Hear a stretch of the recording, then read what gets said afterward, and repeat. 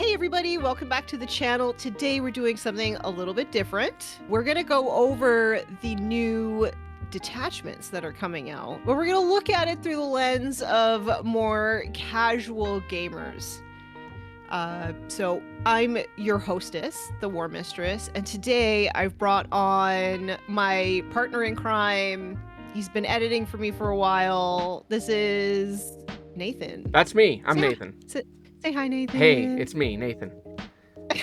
And I told you I'd nail it. You nailed it. And I brought Nathan on because I feel like I am a recovering competitive player. I was never very good at competitive, but that was the only way that I could experience the game. And this year I've been focusing on keeping it casual, keeping it fun. I am still going to tournaments, but approaching it from a bit of a different angle.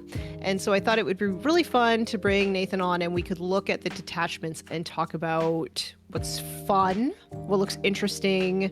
If there's things that we don't like, maybe we'll mention those as well. I just wanted to start this off by saying thank you very much to GW for sending us these rules in advance. We super appreciate it. Thanks, G-Dub. Thanks, G-Dubs. Are they cool with us calling them G-Dubs? They are now, apparently. Yeah. Wait, do I have to cut the swearing down for this video too? Is that a problem? We're gonna put bleeps in. Oh, we are, right. We got the swear jar. We got the swear jar. That's You're starting right. off strong. You're nailing it. I have a question for you. Hit me. Nathan. Question me. New detachments are super cool, but what does this mean for casual gamers? New models. It means you get to build a whole new army. A whole... Just start all over. That's what it means. It legitimately, it just means like I get to now use maybe, hopefully, stuff that has been sitting on my infinite shelves for like fucking 1,000 years. Okay. Like stuff that it's like that doesn't make sense to run in this list because it gets no benefits. And I get it. As a casual player, I'm just gonna play whatever I want. I'm just gonna run it and put 1,000 bikes in my my like orc boys list because I like bikes. Doesn't really benefit, but you know, they're bikes. They're cool. I feel like you bring bikes in every list you make. If there's bikes, I'm bringing them.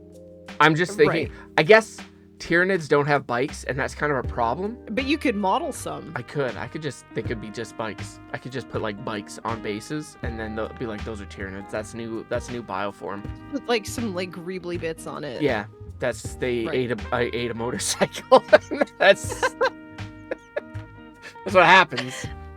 They eat a motorcycle, and they make a motorcycle. It's just... Right. So while other more competitive channels might be arguing about what is going to be most effective or points efficient or what's going to be great in the meta, we're not going to do that. Nah. And honestly, as casual gamers, I don't think we care about that. I don't. Right, so we're going to be looking at Rule of Cool. If you're looking for somebody who's going to crunch numbers for you, I'm going to send you over to Warhammer Math. Get him. Great guys. We love them. Tell him I say hi. It's Blake and Dano running that. Good guys. And great guys. Both math teachers. Oh, I didn't do well in math. Me neither. But that's why we're sending people over there. That's right. If you want to do some math, it's not here. It's not here. This is not the math town. We're going to tell you what we think is cool. Without further ado, let's get started. By the way, I realized I don't have any Chaos bikes. Well, for shame. I know. And there's that new detachment with all the Chaos bikes in it. Is there? I don't know. Is this your wish listing? That's coming, right, G-Dubs? And then they can they can bring back the Emperor's Champion guy that's on a motorcycle. Doom Rider? Doom Rider. Okay. And then we can have an all bikes list. They can be battle line. Why don't they just hire you to make rules? Honestly, get at me, G-Dubs. I got nothing going on. All right. I make detachments all day. I give you like 10 a day. We don't have to worry at all about balancing anything. I don't. That's not my job. I'm not in the balance department. I'm in the make a detachment department. All right. Do we want to talk about these detachments? Sure. I thought that's what we were doing. Right. I keep trying to get in there. Well, then get in there. All right. So we're starting off strong with everybody's favorite faction. It's Space Marines. It's Space Marines. I knew that. It's Space Marines. We did talk about that before. I did know that. You play Space Marines. Kind of. Kind of. I also kind of Kind of. have Space Marines. It depends on your definition of play.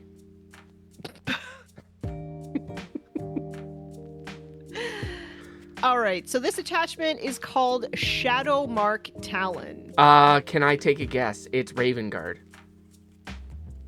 It's Raven Guard. Nailed it. Nailed it. Nailed it. It has a really big flavor text bubble. Should I read that? How flavorful is it? I have no idea. I've not read it yet. Oh. We're raw dogging this. Yes. As chapter master of the Raven Guard, Nailed it. Aethon Shan. Hey, that's this guy. It's this guy. I'm painting that guy. It's this guy. That guy. That guy! Aethon Shan is a true master of the Trifold Path, utilizing ambush, stealth, and vigilance with surgical precision. Following his well-laid plans, scout squads, infiltrators, and other clandestine warriors penetrate the enemy line to wage guerrilla warfare. As these battle brothers draw the attention of the foe, the remainder of Shan's warriors close in for the kill, assassinating officers and bringing down war machines with bursts of pinpoint fire. Before the enemy can react, the Raven Guard are on the move once more, slipping into the shadows in preparation for the next targeted attack. Then, when the foe is bloodied and reeling, Shan launches the main thrust of his assault, sweeping down with jump troops at his side to eviscerate his wounded prey. So it's Jump Marines. I don't know, we haven't read it yet. It's my guess. It's Jump Marines. The detachment rule. Masters of Shadow. Each time a ranged attack targets an Adeptus Astartes unit from your army, unless the attacking model is within 12 inches, subtract 1 from the hit roll, and the target has the benefit of cover against that attack. Oh. And then there's a second part. Unparalleled Tactician. Once per battle round, if an Aethon Shan model from your army is on the battlefield, you can use the Into Darkness stratagem for 0 command points. I'm gonna take a guess on what that does before we get there. I bet that puts him and his unit back into Deep Strike. I don't know. It's on the. I'm not looking at it, so. I know, maybe. but that's my guess. I'm guessing. Oh, okay. Yeah. Okay. I think that's what's gonna happen. I think so too. How do you feel about the stealth and the -1 to hit? It feels very flavorful. Yeah. I like it from a lore point of view, but as an Astra Militarum main player, I hate it. You're gonna be hitting on 6s. Definitely gonna be hitting on 5s or maybe 4s. Listen. You listen. You shoot like orcs. Don't pretend like you don't. I shoot slightly better than orcs. Well, that's rude. And I can give out orders to make me shoot like. Can orcs give out orders now? In a detachment, yeah. Yeah, same thing. Sure. How do you feel about it? I don't know. I think it's all right. All right. I mean, it's kind of boring, but it makes sense. Yeah, it's boring, but like I get it. It's Raven Guard. They're spooky boys or sad boys. Are they sad boys? I feel like they are the Warhammer equivalent of emo dad. Oh, okay. So yes. Yeah. All right. Sweet. Yeah. All right. Enhancements. I'm not going to read all the flavor text though. That's fine. Yeah. Okay. We've got Blackwing Shroud, an Adeptus Astartes infantry model only. While the bearer is leading a unit, models in that unit have the infiltrator's ability. Very strong. I like it. Also very flavorful. Feels very Raven Guardy. Yep. I like it. Yeah. Next is Coronal Susurrant. Phobos model only. The bearer has the following ability. Lord of Deceit. Each time your opponent targets a unit from their army with a stratagem, if that unit is within 12 inches of this model, increase the cost of that usage of that stratagem by 1 command point. You better put like the video. I'm just trying to clarify what the hell that meant. Okay, so this is a great thing to talk about, right? So when you target a unit, like when you look at a stratagem, it has a target. So when you look at a stratagem, there's always a target. Right. So who do you target on the stratagem? If that particular unit is within 12 inches of the model that has this enhancement, then you have to, your opponent has to pay an extra command point. Okay, it's like the assassin that has that thing. Yes. Yeah. Okay. Cool. Yes. From a sort of like fun point of view, I don't think that it's fun. I personally don't like rules and stuff that kind of prohibit my opponent from doing things that they want to do. Right. I agree. So for me, in terms of fun, this would go like way down on the tier list. Right. Yeah, I would probably never use it. I think it's okay. This is the recovery and like competitive player. I think that it's very good. Sure. If it depends on like the points, which I don't have, but if it was pretty cheap, I do think that, you know, it might be something that I might consider putting in a competitive list. Sure. But I don't do that anymore, so I probably wouldn't bring this either. Right. Plus, then I gotta rejigger my whole list just to fit 15 points, 20 points in. I don't have that. Right. So I actually look at enhancements like you either build around them or you only take them if you have extra points. That's think usually how I run it. Yeah. If I have the extra points. Okay, so the next one is Umbral Raptor. Adeptus Astartes model only. Bearer has the stealth and lone operative abilities. I think I like that. What do you put that on? An Adeptus Astartes character? Yeah, but like what? Like throw it on a chaplain with a jump pack, or? I think that you'd want to put it on some sort of blender, right? Because, or you're going to put it on something that you can attach to a unit that also has those abilities. Okay, I don't know enough about Astartes, like vanilla Astartes, to comment on that. I'm a spicy player. I'm over there with the Dark Angels and the Black Templars, right? The non-Codex compliant boys. Right. I don't play Codex compliant either, but like my first instinct is to like just build something that has like a ton of attacks and can go in and like blend little things off of an objective or something, right? So I don't know how many attacks like a Judiciar or something has. Maybe something with a jump pack that you can sort of fly around. Yeah, well, that's kind of what I was thinking. Like, do you put it with something? I don't know what they have, like solo units that are kind of blenders. So that's not for us to determine, but that's the sort of thought process that I would have if I was going to use this. Yeah. Either something that blends or something that you can hide easily and then you could use to like steal objectives and stuff. Maybe maybe there's something with like a bit of a higher OC. I don't know. Again, I the literally vanilla don't boys, know. I don't know. So yeah, I don't know anything about that. Yeah. Anyway, moving on. All right, the next enhancement is Hunter's Instincts. Adeptus Astartes model only in your movement phase if the bearer's unit is in strategic reserves. For the purposes of setting up that unit on the battlefield, treat the current battle round number as being one higher than it actually is. Okay, so you can come in from really good board edge on turn 2. Opponent's board edge on turn 2. It's good. It's really good. And I think that it's also very... I think it's got good flavor. Yeah, I think so as well. Yeah. So, I mean, 3 out of 4 for fun for me. Yeah, I like it. Let's go over some stratagem. We've got Armor of Contempt. We know what that is. What? I don't know what that is. I'm teasing. I know what that is. Excellent. Okay, next, lay low the Tyrants for 1 command point. When in the fight phase, target 1 Adeptus Astartes infantry unit from your army that has not been selected to fight this phase. And the effect, until the end of the phase, melee weapons equipped by models in your unit have the precision ability. Called it. I was just going to say, I think that's really also a flavorful thing. If their thing is kind of like assassination and stuff, like, I think that's good. Yeah, I think that it's very situational, but I think it's a nice thing to have in your back pocket as well. Yeah. Very flavorful. I think it's good. You're going to love the name of this next one. Give. Feint and Thrust. That's what I do. 1 command point.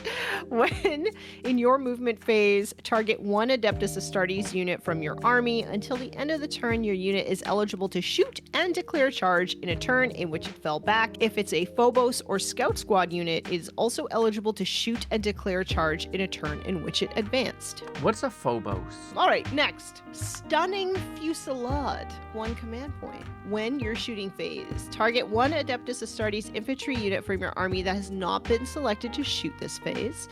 Until the end of the phase, each time a model in your unit makes a ranged attack that targets an enemy unit that is more than 12 inches away, improve the ballistic skill and armor penetration characteristics of that attack by 1. If 1 or more enemy models are destroyed as a result of those attacks, select one of those destroyed models. That destroyed model's unit must take a battle shock test. I get the flavor of it. It's like snipers and stuff, and that's neat. I like that. I like it. I'm just gonna say I like it. I think it's neat and some good flavor. All right. I also enjoy that the battle shock mechanic is like an extra cherry on top. I hate when you get 6 stratagems and one of them is like force a battle shock test, and it's like I'm never gonna use that. Right, because everybody like just passes. Right. Unless they're like orcs, tyranids, or guard or something. Especially my tyranids. Right, because you have this like massive hate for synapse. Yeah, fuck synapse. I refuse to keep my models that close to anything. Right. Anyway, moving on. Raptorial Vigilance, 1 command point. When your opponent's movement phase just after an enemy unit ends a normal, advance, or fallback move, target 1 Adeptus Astartes infantry or Adeptus Astartes mounted unit from your army that is within 9 inches of the enemy unit that just ended that move. You cannot target a unit that is within engagement range of 1 or more enemy units. Your unit can make a normal move of up to d6 inches or up to 6 inches instead if it is a Phobos or Scout Squad. I think that reactive moves are everywhere, so this doesn't feel special. No, I was like, what the hell does this mean? And then you said reactive move and it made sense. I was like, man, that was a lot of words. Like, what the f is going on? I don't know what the stratagem is. It's a reactive move. Okay. It's a 1 command point reactive move. And everybody has it, it seems. It's not special. It's not special. Because everybody has it. Should Raven Guard have it? Yeah, probably. I feel like they should have it without needing a command point, but... That would be far too strong. Well, they could have like a shoot and scoot. It would be far too strong. Is that because they're Space Marines? Yeah, it's because they have higher armor and more than 1 wound. Because I was like, Scrudge has got a shoot and scoot. Yeah, but you fart on them and they die. Listen, yes. Why? It's exactly what happens, but that's not the point. They got Dark Lances, and you know that I always hit with Dark Lances. Every single time. Never miss it. Never miss ever. Not once. Never missed a single shot in my life, baby. He misses all the time. I don't. That's bullshit. All right, next. Into Darkness, and this is the one that you can use for 0 command points if Aethon Shun is on the board. Otherwise, it's 1 command point. And just remind everybody, what did you think it was going to be? I thought it was like returning to reserves, so you could go back into Deep Strike. Correct. Nailed it. End of your opponent's fight phase also, which is kind of interesting. Up to 2 Phobos and or Scout Squad units from your army, or 1 other Adeptus Astartes infantry unit from your army. You cannot target a unit that is within engagement range of 1 or more enemy units, but remove those units from the battlefield and place them into strategic reserves. Nailed it. The flavor's there, obviously. So it's Phobos armor or Scouts get 2 units or 1 Adeptus Astartes? Correct. Interesting, okay. I like it. It feels very Raven Guard. Yeah, no, it's very Raven Guardy. Yeah, they melt back into the shadows. I like it. What do they think they are, mandrakes? No, they think they're Raven Guard. Anyway, what do you think of that detachment? That's all right. If I was going to play Raven Guard, I'd play that detachment. If you weren't a competitive player, because you'd have better rules than something else probably. But if I will also say that Raven Guard are probably my favorite of the Codex compliant chapters. What chapters are Codex compliant? Not Space Wolves, Black Templars, Blood Angels, Dark Angels. Emperor's Children, though, they are, right? Absolutely not. That's weird. Then I don't care for anyone who's Codex compliant as far as I can tell. Again, if I was gonna play a Codex compliant army, it'd be Raven Guard because they got jump packs. I like jump packs. I've realized recently I only care about melee. I don't want to. Shooting's too difficult. Las guns never hit. Las cannons never hit. I'm not interested in shooting them anymore. I just want to run up and bop things. I love that, like, you just want to punch stuff and I just want to shoot stuff at range. Right. I think that makes us a really good team. Me. Right. I don't want you to come anywhere near me. We should do a doubles tournament. We should do a doubles tournament. So yeah, I would say I like that detachment though. Yeah. I feel like it's very fluffy and fun. Yeah, I think overall it's a good one. What are we going to rate these detachments out of? 4. What is a good detachment? Oh, you're going to rate it out of 4? Yeah, I guess so. I guess that's what I've decided. All right, so what out of 4? Are we splitting this into different categories? Are we going to go like fluff gets a rating and then like that strength gets a rating? Or are we just saying like how we feel about it overall? Yeah. I'm going to give it a 3. I'm also going to give it a 3. 3 out of 4. 3 out of 4. That's 3/4. On the fun scale. No, just on the out of 4 scale. On the 4 scale. On the 4 scale. We have a new Eldari detachment. I love sparkly elves in space. That seems like sarcasm. It is sarcasm. I don't love sparkly elves in space. I love sad boy elves in space. I'm not a big fan of either. Wow. I know. Just because I think that they're really spindly and tiny, and I don't want to paint them. And if you play the Dark Eldar version, they're sharp, and sometimes you poke your fingers on them. Right. And then in terms of playstyle, it's just far too complicated for my smooth brain. So, like, I'm just telling everybody I am biased as hell. That I think that for me, Eldari wouldn't be fun, but maybe this will be fun. I also just realized that I'm not going to be able to pronounce anything in this flavor text because... Then don't worry about the flavor text. No, I read the first flavor text for the stupid Space Marine. Well, then here we go. Everybody gets it. All right, everybody gets it, even if we can't read it. This detachment is called Serpent's Brood. We're starting off strong with I a have word a that theory. I can't pronounce. I have a theory on what it is. Okay, tell your theory now. I think it's going to be like wave serpents and stuff like tanks. All right, well, let's read this flavor text and then get into it. The Sayadath of the Harlequins are both scripted performances and battle plans, interwoven on a level requiring the depthless Eldari psyche to truly comprehend.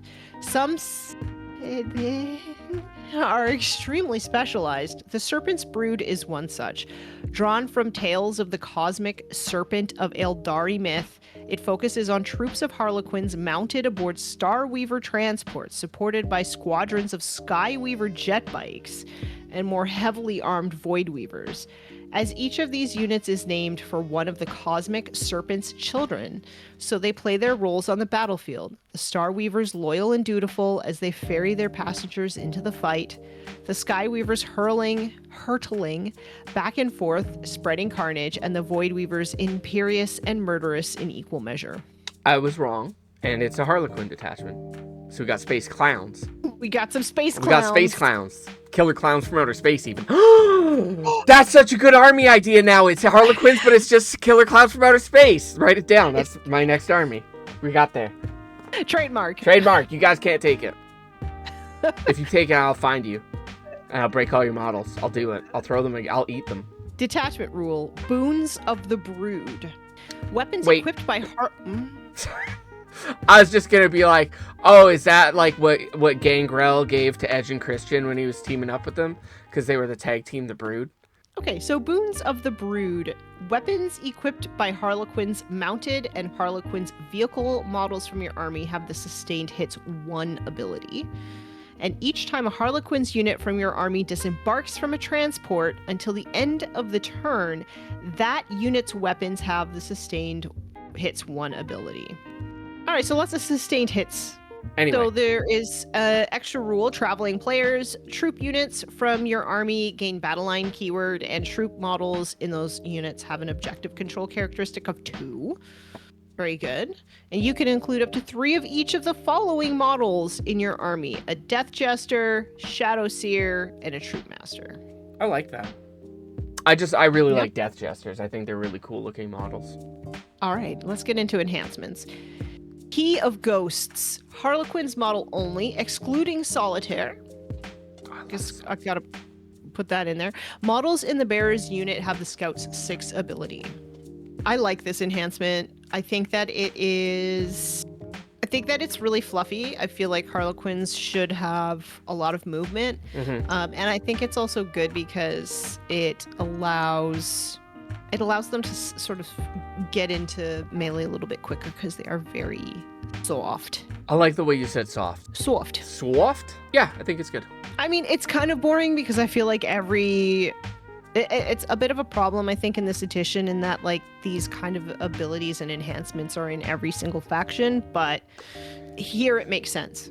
Weaver's Whale, Troop Master model only, add 3 to the strength and add 1 to the attacks characteristic of the bearer's melee weapons. Now, we're not talking like a whale in the ocean. No. No. Okay. It's like a scream Right. whale. Right. Right. So he's equipping a scream. That's his equipment. Do you think it's in a box? You know what? I'm just going to read you the flavor text. Yeah, read me the flavor text. Here we go. A cruel weapon, more often kept locked away. This ill-omened implement is said to resonate with the cosmic serpent's own dismay at the suffering of its brood during the fall. It sounds like Pandora's box. Anyway, it's a kind of a generic enhancement, but I think it gives Harlequins, extra strength that they may not have in many Any case? close combat attacks. So Right. I see the usefulness. I don't really see the fluffiness, but I think that's okay. I mean, the fluffiness is there in the flavor text, I guess. It's a box of stuff. It's the stuff box. All right. It's the box where you keep your stuff. Fanged Leer. Death Jester model only. When using the bearer's Cruel Amusement ability, you can select 2 of the abilities for its Shrieker Cannon to gain instead of 1. I mean, I feel like Sustained Hits 3 and Ignore Cover, or Sustained Hits 3 and Precision, either one of those are excellent. I think you always take Sustained Hits 3. Yeah, absolutely you do. Okay, next, Shedskin Raiment. Okay. Shadow Seer model only. After both players have deployed their armies, select up to 3 Harlequins units from your army and redeploy them.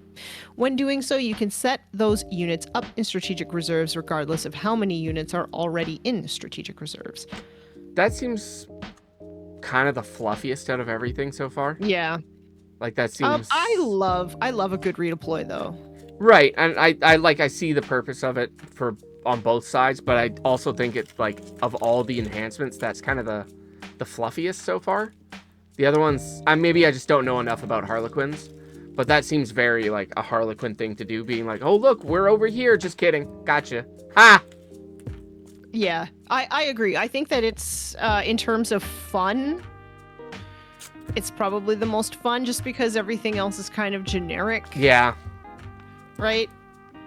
Well, the scouts, I guess, is kind of, I don't know, just none of it is really like, ooh, that's fun. But the redeployment, because I think it's so, like, that's how you imagine Harlequins would play. I think that makes it really fun. Yeah. Okay, let's go on to some stratagems, shall we? Stratagems. Fangs of the Brood, 1 command point. Start of the fight phase. Target 1 troop unit from your army. Until the end of the phase, when using your unit's Dance of Death ability, you can select 3 of the abilities from your unit to gain instead of 1. Venomous Wrath, 1 command point. Your shooting phase. Target 1 Harlequin's vehicle unit from your army that has not been selected to shoot this phase. After your unit has shot, if it is not within engagement range, shoot and scoot, 6 inches. Okay. It's the old shoot and scoot. Shoot and scoot can't declare a charge. Seems very Harlequin. Yeah, and very like Eldari in general. Yeah, they're paper. Gotta give them some way to avoid dying. Striking Stride, 1 command point. When your charge phase, target 1 Harlequin's unit from your army. Until the end of the phase, your unit is eligible to declare a charge in a turn in which it advanced. I like it. It seems very fun and fluffy. Again, helps your stuff maybe stay alive. I like it. I also like that you pay it in the charge phase. You don't have to pay it in the movement phase, so you can decide if you want to charge. Yeah, that's actually good. Yeah, so if you got command points or whatever and you advance with a vehicle, you could just pay 1 and tank shock that 1 dude off an objective. Next, Weaver's Coils, 1 command point. When the end of your fight phase, target 1 Harlequin's mounted unit from your army that was eligible to fight this phase. If your unit is not within engagement range of 1 or more enemy units, it can make a normal move. Otherwise, your unit can make a fall back move up to 6 inches. Dark Eldar used to have something like that. I don't know if they do anymore. I haven't really looked at the new stuff, but It makes sense. I'm okay with it's it. kind of like Fire and Fade, but for fight phase. Right. I feel like it's very Harlequins. Yeah. And it's bikes too, right? So Oh, I love bikes. you love bikes. Love bikes. Yeah, I like that. That's cool. Weaving Stride. 1 command point. When your opponent's movement phase just after an enemy unit ends a normal advance or fall back move. Target 1 Harlequin's infantry unit from your army that is within 9 inches of that enemy unit. Your unit can make a normal move of up to 6 inches. Again, it's another reactive move. It's Everybody's got it. It doesn't. It makes sense. I'm not saying it doesn't make sense. It's just it's not exciting because every faction has it. Right. I was just gonna say like it's very Harlequin, right? Yeah. But it's again hard to everyone get has excited it. about it. Yeah. Yeah. It's hard to get excited about it. Even like basically the Fire and Fade, it's hard to get excited about it when it exists in so many other. Yeah. Moving on. Skyward Lunge. 1 command point. When end of your opponent's fight phase, target 1 Harlequin's vehicle or Harlequin's mounted unit from your army. If your unit is not within engagement range of 1 or more enemy units, you can remove it from the battlefield and place it into strategic reserves. Okay. Again, it's hard to get excited about something that like exists in every faction, but it makes sense. Right. I was like, we literally just went over this because Raven Guard have that, except they can do it for free. I'm just gonna say that historically, because of all the Fire and Fade stuff, and now you can fight and fade and all that, this is like playing blue in Magic the Gathering. It's not going to be as fun for your opponent to fight against, but I mean, if you do end up hitting them, like, they die, so there's that. Yeah. Way to call out the blue players. Hey, I played blue-black, so... I played blue-white. Walls and milling, baby! Yeah, so this one, in terms of fun, I'm gonna give it a 2 out of 4. 2 out of 4 on the fun, hey? 2 out of 4. It makes sense from like a narrative kind of perspective, but it's not going to be fun for your opponent. I'm gonna bump it 2.5. 2.5. 2.5. Moving on. Yeah. Next, Blood Angels. Blood Angels. A Rage Cursed Onslaught. What? Do you want to take any guesses? What you think it's about? It's the ones with the Black Rage. So Death Company. That's the one. I know all the lore, okay? I can name every Warhammer. I can name all 40,000 of them. Anyway, let me read this. Read this flavor text. By all means. The Red Thirst and the Black Rage will forever be the twin spiritual curses that the Blood Angels must hide from their allies for fear of censure. However, they can prove potent weapons of last resort when unleashed upon a determined foe. No Blood Angel takes such a decision lightly. To the Sons of Sanguinius, a victory won through giving in to their red thirst is tainted at best, while to succumb to the Black Rage is no better than a living death. All this is little comfort to enemies facing the Blood Angel's onslaught in such moments. Red Thirst, they're like vampires, right? Brett, you love a good vampire. I do love a good vampire, but they're all blonde, right? I don't think they're like all Spike. blonde. I think they're all blonde. I think they have to be. They're like Spike. Nailed Sure. it. Way to go, Nathan. I'm gonna pat myself on the back for that one. I know all the lore. I told you guys. Do you want to hear this detachment rule? I think I know all I need to know. Okay, yeah, we're gonna go over it anyway because it's not the Nathan show. If you guys want to hear about this detachment, go somewhere else. We're done with this one. I know it all. Go get ice cream. Go get some ice cream. Go for the detachment. God. All right. Maddened Ferocity. Each time an Adeptus Astartes model from your army makes a melee attack, reroll a wound roll of 1. Very strong. Okay. Each time an Adeptus Astartes unit from your army is selected to fight, if that unit made a charge move this turn, until the end of the phase, add 1 to the attack's characteristic of melee weapons equipped by models in that unit. If your unit is battle shocked, add 2 to the attack's characteristics of melee weapons equipped by models in the unit instead. That seems real strong. Sorry, to the attacks? Okay, and you're adding 2 if you're battle shocked. Correct. So you want to get battle shocked. Maybe. So if you don't need to hold an objective, it might be worth it. And if you don't need to spend any you don't need any stratagems to like accomplish your task, then it might be worth it. Do you think there's a stratagem to battle shock your unit? There might be. I think that there is an ability on a unit in Blood Angels that allows them to battle shocks. Okay. Don't quote me on that because I don't play Blood Angels. That's gospel, guys. You can write that down in your notebooks. Tanya the War Mistress But said Tanya said it exists. She said it exists, so it must exist. Yeah, don't do that. Tanya don't know nothing. Don't. That's a lie. She knows a lot. Maybe not about Blood Angels, but not about Blood Angels. All right, let's go over some enhancements. The Carmine Reliquary. Chaplain model only. Models in the bearer's unit have the Scouts 6. Each time you take a battle shock test for an Adeptus Astartes unit within 6 inches of the bearer, you can re-roll the result. Okay. I mean, those two things don't seem to have anything to do with one another. Like, he gets to scout and reroll battle shock. I don't know how I feel about this. I don't get it. Like, well, I mean, so you get a chaplain that can scout and then reroll battle shock. Like, what? Why? How are those related? Is there lore that I'm missing? If there's lore that I'm missing, I guess. I'll read you. Let us know in the comments. I'll read the flavor text. All right. This armored casket contains the skull of a beloved Blood Angels captain lost to the Black Rage. It is a potent talisman for unfaltering aggression. Okay. The Scouts doesn't make sense. Now, I just want to re-clarify. Your unit is battle shocked. You get +2 attacks, right? Or correct. So I guess you'd want to re-roll to get battle shock. So if you pass, you want to roll again to try and fail to get those extra attacks. I guess. Potentially, but I mean, like, you're more likely to pass than fail. Right. I guess it's worth the try if you need the attacks. I don't know. I wouldn't pay for that, but yeah. I don't think that I would want to rely on re-rolling battle shocks when your leadership is so high. Yeah, especially on a chaplain because leadership 5. Right. Like. Right, but it's units around. It's units within 6. Well, that could be his unit too, though. It could. Anyway, I don't see the point of it. I see the point. I just don't think that it, like, to me, it's not making sense. Right. From, like, a lore point of view. Well, it's got a skull. It's a lot of lore right there, probably, maybe.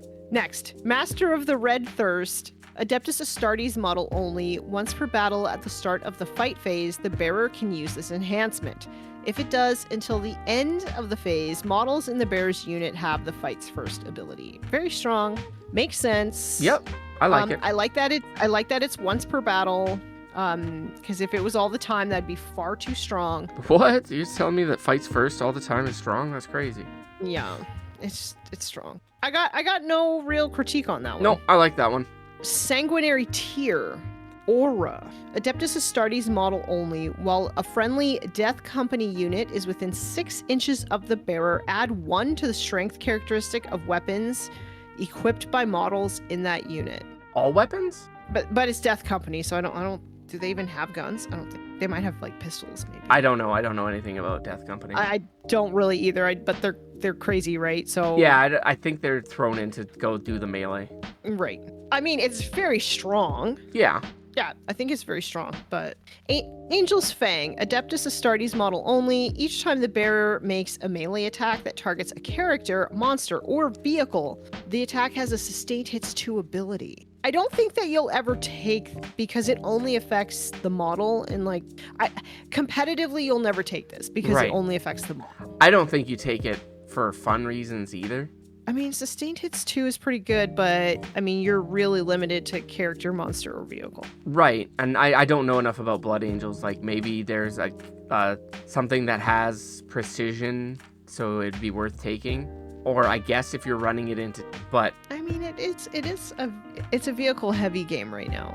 Right. So maybe that is enough for you, but again, it's just on the one character, so.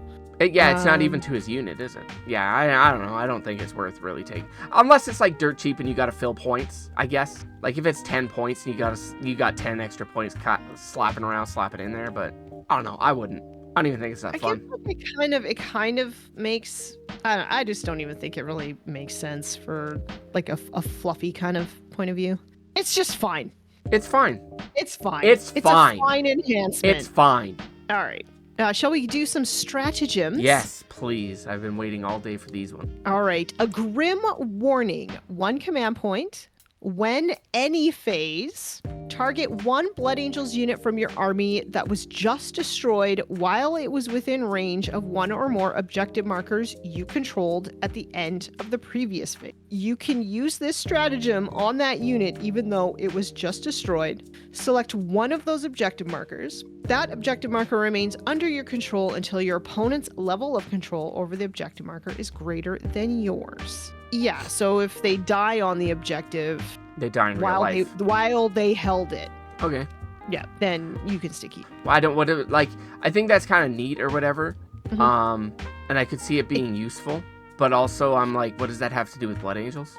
Right. And again, this is another stratagem that exists in so many different factions that it just doesn't feel special. I don't have this in any of my factions. Well, I'm telling you that the ability exists in many factions. Actually immediately to my mind was like that Knights thing they can drop on objectives. Oh, yeah. Yeah.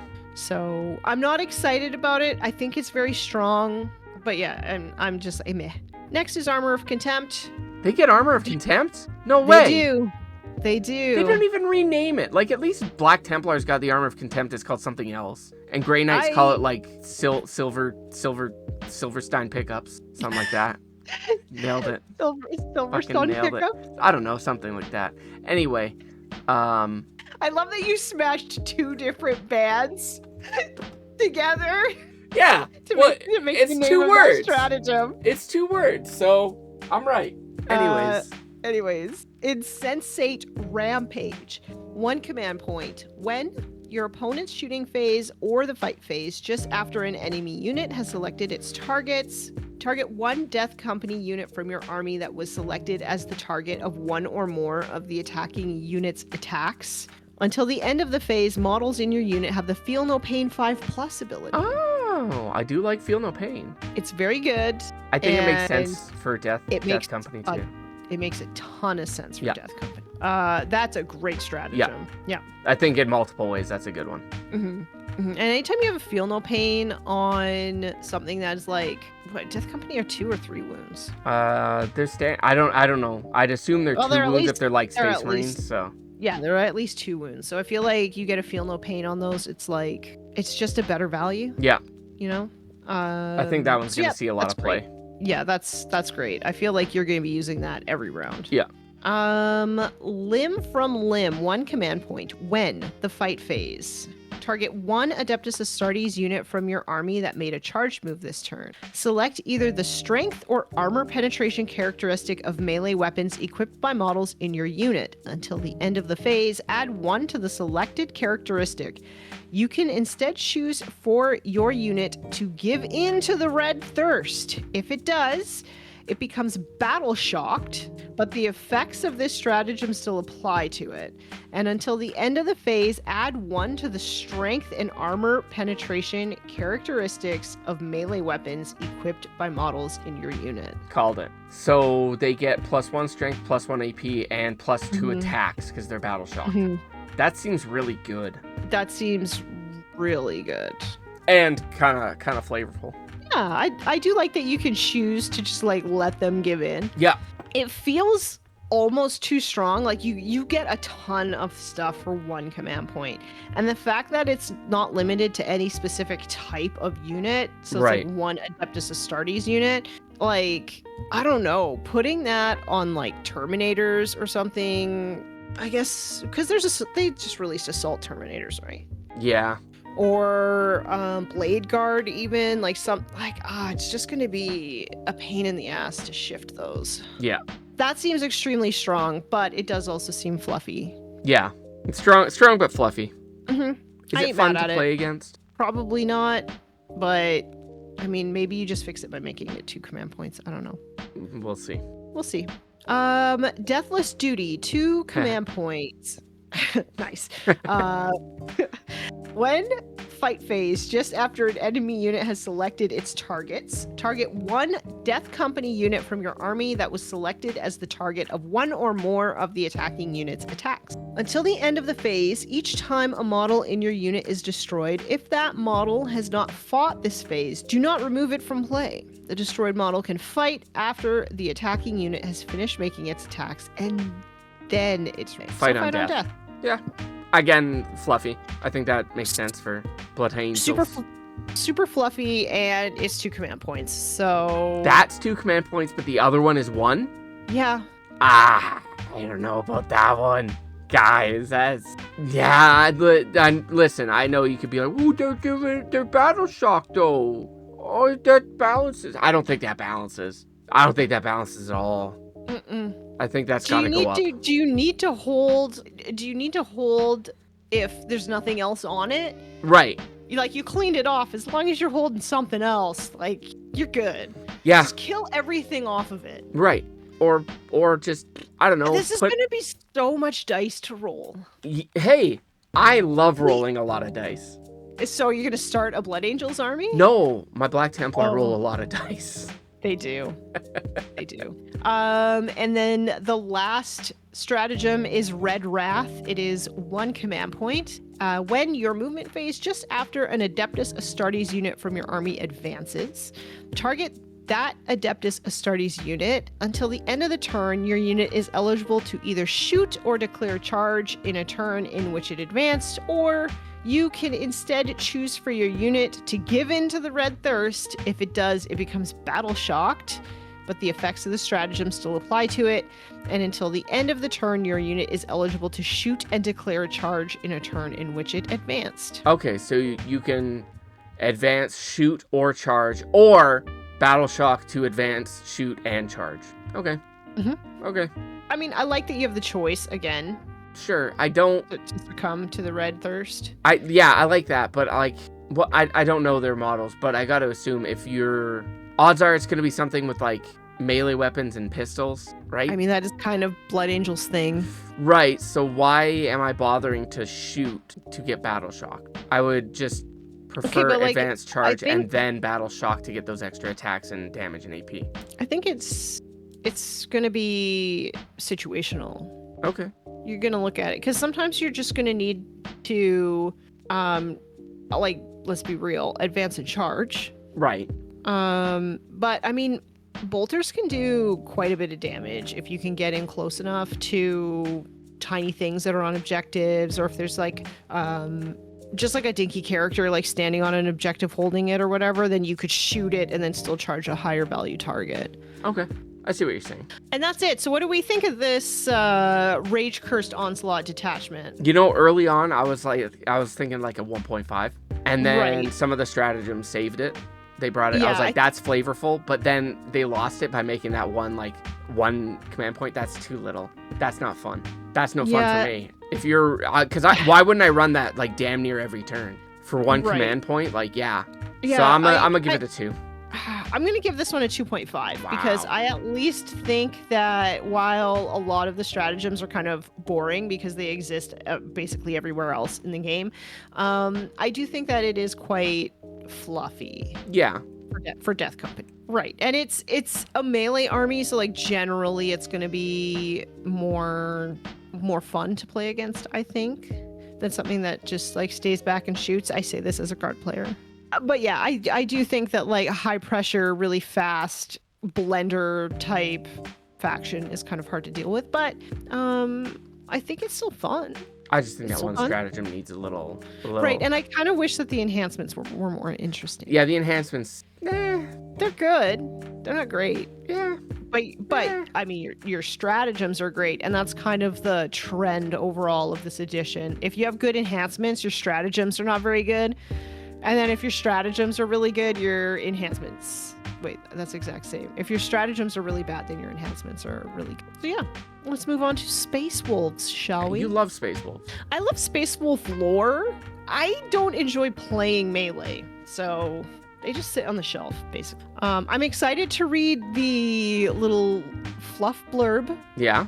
So this detachment is called Saga of the Great Wolf. When the great wolf Logan Grimnar leads his packs to war, it is certain that mighty deeds will be done and epic verses added to the sagas of many a space wolf. There is none amongst the sons of Russ who can command such instinctive authority throughout his chapter. None who so deftly wields warrior and war engine like a single great pack. In the sight of their lord, every space wolf aspires to be a champion of Fenris and strives with ever greater determination to prove themselves worthy of his regard. Grimnar masterfully directs the hunt from its very heart, orchestrating every element like an apex predator herding its prey to destruction. Where restraint is needed, he sees it exercised. Where focused fury may be unleashed, he is the master and embodiment of both. So does the saga of Logan Grimnar grow ever greater for the telling? Does it? I'm gonna take a guess and say that Logan Grimnar features very heavy. I'm gonna say he's not in it at all. I don't think they even. I think they made that character up. I don't think he actually exists. You just leave him at home. He doesn't exist anymore. I wouldn't run him in this list if he existed, but he doesn't. He's not a real character. You're getting pranked. Ashton Kutcher's gonna jump out of your closet and go, "Gotcha." Let's look at this detachment rule. It's called Master of Wolves. At the start of your command phase, you can select one of the hunting packs listed below. Until the start of your next command phase, that hunting pack is active, and its effects apply to all Adeptus Astartes units from your army. You can only select each hunting pack once per battle. So these are your choices. Encircling Jaws, this unit can reroll advance rolls and charge rolls. Next is Hunter's Eye. Each time a model in this unit makes a ranged attack, add 1 to the hit roll. And the last one is Ferocious Strike. Each time this unit is selected to fight, select either the lethal hits or sustained hits ability until the end of the phase. Weapons equipped by models in this unit have the selected ability. So you can choose each one once per battle. I like it because if it's supposed to be like Logan Grimnar is calling the shots on the field, I feel like it makes sense, right? Mm-hmm. He might be looking to see like, oh, we need to mop up the battlefield on turn 4 or whatever. So you might choose Hunter's Eye then, you know? Yeah. I like it. There's a second part of this detachment rule called Howling Onslaught. Once per battle, when selecting a hunting pack for the Master of Wolves detachment, if Logan Grimnar model from your army is on the battlefield, you can select a hunting pack you have already selected this battle. So you get to use it 4 turns instead of only 3. Interesting. Yeah, that 2 entire turns of reroll, advance, and charge rolls seems real good. Yeah. Like turn 2 and 3, putting stuff into reserves and just re-rolling your charges. Yeah. That seems pretty good. Yeah. What? You're just such a melee player. I am. Yeah, I've accepted that. I've accepted that. My daddy wants that. I do. All right, so what do we think? Do we think even shooting? Nice. Do we think that the enhancements are going to be good or that the stratagems are going to be good? You think stratagems are going to be good? Yeah. All right. I don't know a lot about Space Wolves, but I'm betting you have a way to advance and charge so that re-rolling your advance and charge rolls is going to be super broken. I honestly haven't played in 2 editions, so I couldn't really tell you. Right, but you don't have it already. You've got a stratagem in here that does it. That's what you're calling? Yeah. Okay. So enhancements, Grimnar's Mark. Adeptus Astartes Terminator Captain model only. Once per battle round, from the second battle round onwards, you can target the bearer's unit with the Rapid Ingress or Heroic Intervention stratagem for 0 command points, and can do so even if you have already targeted a different unit with that stratagem this turn. Oh. In the Declare battle formation step, the bearer can be attached to Wolf Guard Terminator's unit. Interesting. That seems good. I like it. That seems very good. I like that it works with the detachment rule. I mean, it seems fluffy from like a very tactical kind of fluff, which I think is what they're going for. Right. You know? Next is Howl Maw. Wolf Priest model only. At the start of the fight phase, you can select one enemy unit within 6 inches of the bearer. That unit must take a battle shock, subtracting 1 from the result. Okay. Wolf Priests are like your chaplains, right? Correct. Yeah. Okay. It seems pretty standard fare for a chaplain thing. It's just everything passes battle shock. Unless it's like 5 points, I don't see the point. Or it's me. I like, from a fluff point of view, I like it. Mm-hmm. I don't know if it would ever be worth taking points for unless you just really can't find room for those points anywhere else. Right. Next, Chariots of the Storm. Adeptus Astartes model only. After both players have deployed their army, select up to 3 Adeptus Astartes units from your army and redeploy them. Doing so, you can put them back into strategic reserves, blah, blah, blah. It makes sense with what they're trying to do. Again, this exists in like every other faction, so it's not exciting. Yeah, it's just kind of like, oh, okay, you guys can do that too. Neat. Right, but I do like a good redeploy when playing competitively, but I mean... I always forget I can redeploy stuff, so it doesn't affect me ever. I commit to my choices. Okay, and then the last enhancement is Skjald's Foretelling. Wolfguard Battle Leader model only. While the bearer is leading a unit, weapons equipped by models in the unit have the Lance ability. Oh. I like it. I like that too, especially with the advanced charge rerolls. Like, that's pretty good, getting that Lance. Yeah? I like it. I like it. Okay. So, I mean, I don't think that the enhancements are great overall, but there's a couple cool ones. Yeah. So. So do we think now that the stratagems are going to be so-so? Do you think they balanced it like that? Everything is so-so? Maybe. I think there's going to be one in there where we're like, fuck, that's good. All right, well, let's get started. First one. The Foe Foreseen, 1 command point. When your opponent's shooting phase or the fight phase just after an enemy unit has selected its target. Target 1 Adeptus Astartes unit from your army that was selected as the target of 1 or more of the attacking unit's attacks. Until the end of the phase, each time an attack targets your unit, worsen the AP characteristics. So it's Armor of Contempt. What? It's Armor of Contempt. All right. It's Armor of Contempt, Armor of everybody. Contempt. We're contempting that armor over here. Moving on. Grimnar's Command, 1 command point. When your command phase, target 1 Adeptus Astartes unit from your army. Select 1 hunting pack from the Master of Wolves Detachment rule. Until the start of your next command phase, that hunting pack is active for your unit instead of any other hunting pack that is active, even if you have already selected that hunting pack this battle. Okay, so you build a fucking sick melee blob, you advance charge for 3 turns straight. I mean, technically, you could do 5 turns straight. 5 turns straight. That's 1 command point? Yeah. Yeah.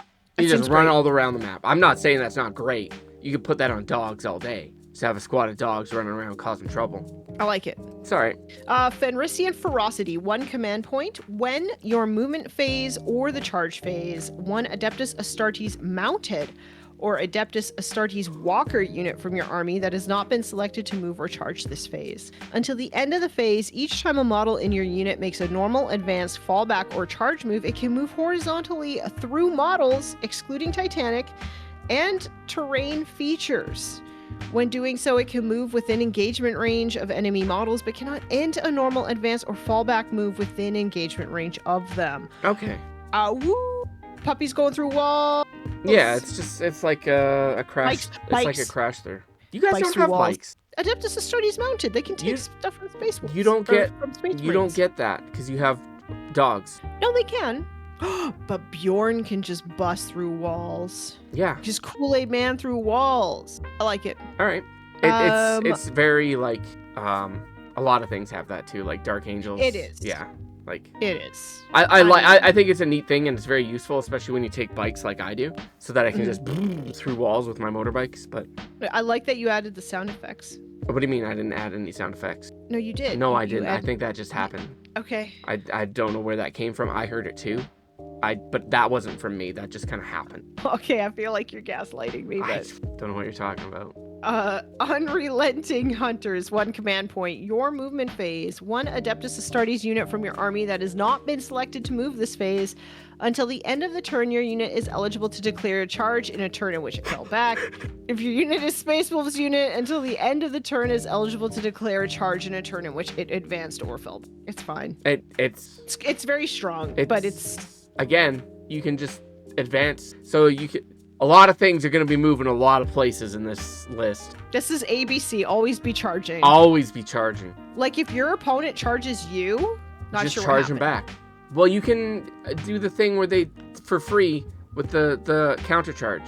What's the countercharge thing called where you countercharge? Heroic intervention. Okay. Because you can do that one for free with the helmet they put on or whatever. With the helmet. Well, I don't know what it was. I'm assuming it was a helmet. What was it? I can just edit it in. I'll just edit it in. Grimnar's Mark. It is That could be a helmet. It's a moon silver wolf talisman. That could be a helmet. I think it's like a trinket. That you put onto a helmet. That's right. So it's a helmet. That's what I'm saying. Oh, okay. So I've been saying the whole time. All right. Next, Eye of the Pack. 1 command point. When your shooting phase, target 1 Adeptus Astartes unit from your army that has not been selected to shoot this phase. Until the end of the phase, each time a model in your unit makes an attack, you can add 1 to the wound roll. Very good. I love that. That makes melta-guns and plasma guns so much better. That's if you can hit with them. They're Marines. They'll do fine. They're not you. I played Dan the other day. I fired a lot of las cannons at him from my repulsors. Got las talons, got las cannons. Didn't hit a single one. Yeah, but it's you. I'm just saying, you're like, oh, it's Space Marine. It doesn't matter. You have to actually hit with it, and I can't. Therefore, nobody can. Yeah, well, not with that attitude, you can't. Not with any attitude. Last one, we're over halfway. Battle Instincts, 1 command point. Your opponent's shooting phase, just after an enemy unit has shot 1 Space Wolves unit from your army that was selected as the target of 1 or more of the attacking unit's attacks. Your unit can make a normal move. Okay, up to shoot. D6 Okay, inches. so reactive move. Okay. Reactive move. I don't remember what my prediction was, it's not but great because it's... oh, it's not even 6 inches. It's D6 inches. Yeah. So again, like so I think overall, I think we got so and so on those. I mean, yeah. Yeah. Paying 1 command point to then have to roll dice sucks. Yeah, unless like I really need an extra. If I'm like an inch of movement will make the difference here, sure. But also, like, there's so much, like, re-rolling advances and charges and all of this. Like, do you really need this? No. I mean, if you're swimming in command point, you could use it just to ensure that you get that chart. But it's fine. I'm also just upset about the amount of words that had to be written to say if a unit gets shot, you can move D6 inches. But you know why it's like that is because people gotta game the system. I know. We don't play by intention. We used to read rules as intended. We don't do that anymore. No, we read rules as written because we don't have conversations with our opponent to decide how it should be interpreted. Wait, you want me to talk to my opponent? Ew. Yuck. Ew. Ugh. That gives me the ick. The ick. It gives me the ick. So that is it for Saga of the Great Wolf. I'm gonna give it a 1.69 out of 4. That's 1 point nice. 1 point nice. I don't feel like it doesn't feel fun or fluffy, and there's going to be so many dice rerolls for advancing and charging and stuff that I just feel like, what's the point in playing a dice game? That's, in all honesty, I think that's the biggest takeaway from this in general is what's the point of playing a dice game? That's like one of my big beefs about this edition is there's just so many dice rolls and then like abilities on top of dice rolls that stack that sometimes you're like, why are we even rolling dice? Like, we're rolling dice to get more attacks than what we started with. This is insane. And so... Orc boys used to get 5 attacks on the charge, okay? And that was a squad of 30 orc boys. I'm just saying... It's a lot of dice. It's a lot of dice. So the amount of dice we're rolling this edition is not that much to me. No, it's not the amount of dice. It's the amount of rerolls. Oh, well, rerolls are, a thing. Just don't do them. Well, I play guard, so I don't have them. Just tell your opponent you're not going to do it, and if they do it, well, then they're poo-poo doo-doo head. So, you want to do Chaos Space Marines next? Sure. You like Chaos Space Marines. I do. Okay. We've got a new detachment. So we got a new detachment called Nightmare Hunt for Chaos Space Marines. What do you think it is? What are those guys with that are blue with with Conrad Kurz and their dad didn't like them because they went and did all their dad's dirty work? Night Lords? Those are the ones. I bet it's them. Yeah. Do you know what the greatest term that I've ever heard for this faction is? No. Molgoth Batman. They totally are Molgoth Batman. That's absolutely what they are. It is. It's what they are. And if I didn't have Emperor's Children, I'd have an army of those. Oh, yeah, totally. You still listen to all that music from I do. back in the Hot Topic days. I do. I never went to a Hot Topic. We didn't have one in my hometown. We didn't. Yeah. Fun fact, I live in his hometown. Yeah. Yeah. Is that a fun fact? No.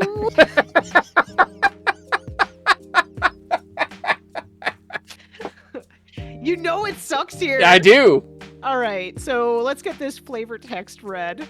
Many warbands of the Traitor Legions embrace shock assaults of limitless cruelty and terror. The tactics of a nightmare hunt have been employed to fuel sorcerous rituals with their victims' fear, to sow discord and dread amongst the enemy, or to serve as reminders to circling rivals of a warband's superiority. For some heretic Astartes, however, murder and misery-making for their own sake provide a sadistic delight. Such warriors steal onto the battlefield, darkness their ally as they prowl closer to their prey. Howling horrors plummet from dark skies or tear their way into reality, ready to rend the foe apart in gruesome spectacles.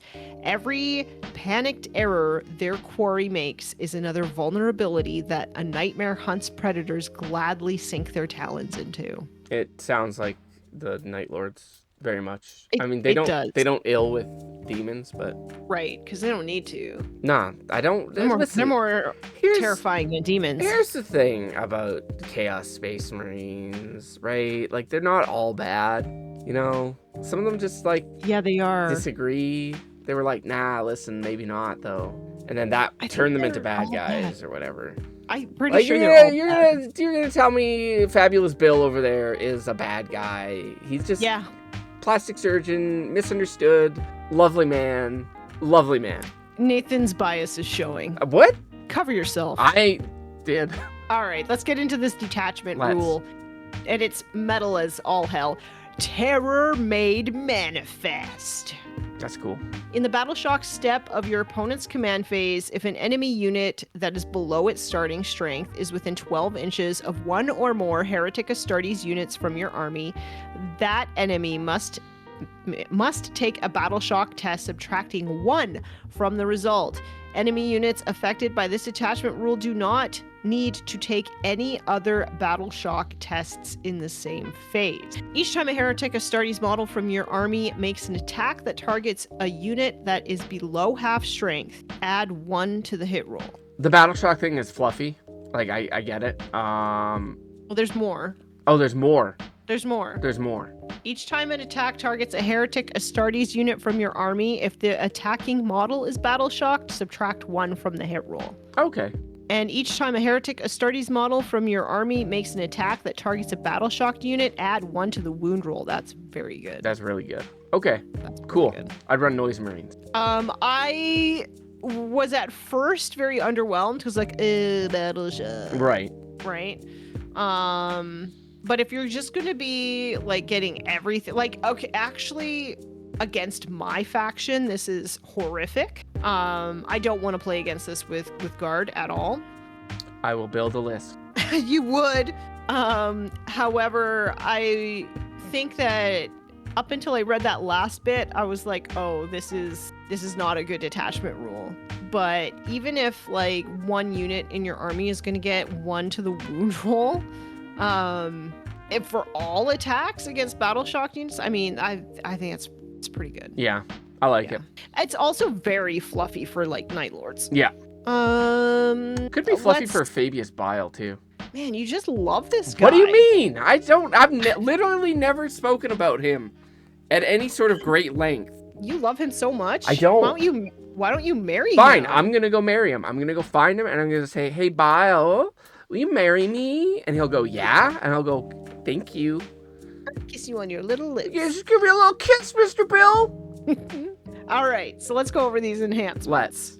Gray Veil Hex. Chaos Lord model only. Models in the Bears unit have the stealth ability. While the Bears unit is within range of 1 or more objective markers you control, that unit can only be selected as the target of a ranged attack if the attacking model is within 18 inches. So it gives the squad, like, lone up? Yeah. And stealth? That's neat. This is so Night Lords. Yeah, I feel like this is very fluffy. Yeah. Also, I think it's good. I think it's really No, I good. think that's really good. Yeah. Warp fueled thrusters. I got one of those. Chaos Lord jump pack model. Hell yeah. only. At the end of your opponent's fight phase, if the bearer's unit is not within engagement range of one or more enemy units, you can remove the bearer's unit from the battlefield and place it into strategic. Okay. Again, everybody's got access to this. I think it's good. It also kind of makes sense for Night Lords. I'm not saying it doesn't. It's just one of those things where it's like, yeah, of course you got that. Yep. Terror Glut Parasite. Heretic Astartes model only at the start of your fight phase. Each enemy unit within engagement range of the bearer must take a battle shock test, subtracting 1 from the result. Oh, so great. It's just more battle shock in order to get the wound roll benefits and stuff, I guess, but not.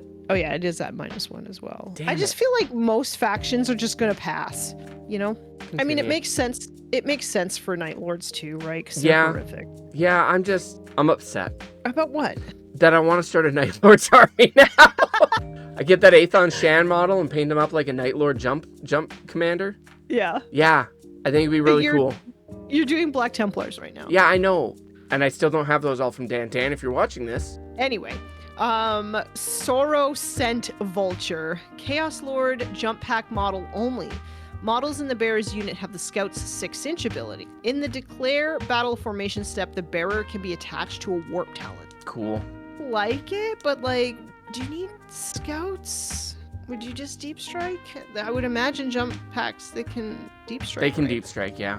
So, okay. Well, let's circle back to it. There might be something else that we haven't got to yet. Let's go into these stratagems. Okay, so that was it for equipment. Okay, so we haven't got there yet. So, Talons Sunk Deep, 1 command point. When your shooting phase or the fight phase, target 1 Heretic Astartes infantry unit from your army that has not been selected to shoot or fight this phase. Until the end of the phase, each time a model in your unit makes an attack that targets a unit that is battle shocked and or below half strength, improve the AP characteristic of that attack by 1. I think it's okay. Yeah. Sorry, I'm still stuck on the why your jump boys wouldn't be in deep strike. I mean, maybe if I guess if you're taking Raptors and Warp Talons, then What's you the might max- have to start with some on the board anyway.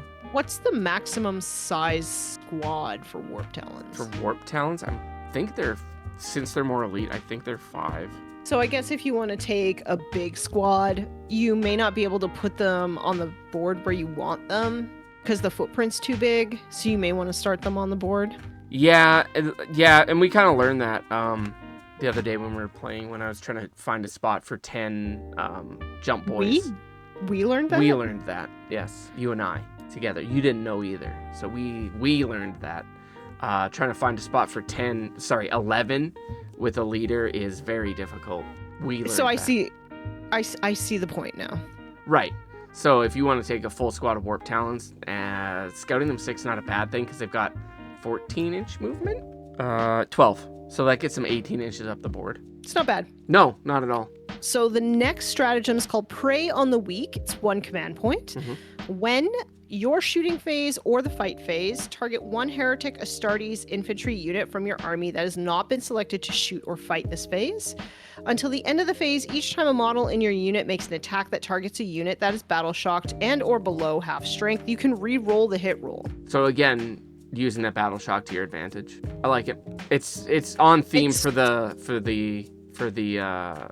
like the theming of this. It is. It's just like, what if they all pass? Then you can't spend your command points, you know?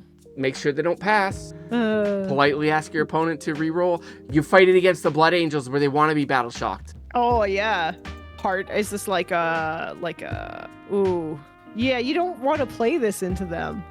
No, but if you do, then they're battle shocked. So, you know. So they're not going to be holding any objectives anyway. Right, but they'll be slapping you hard, but you'll slap them back pretty good. Not as hard though. But listen.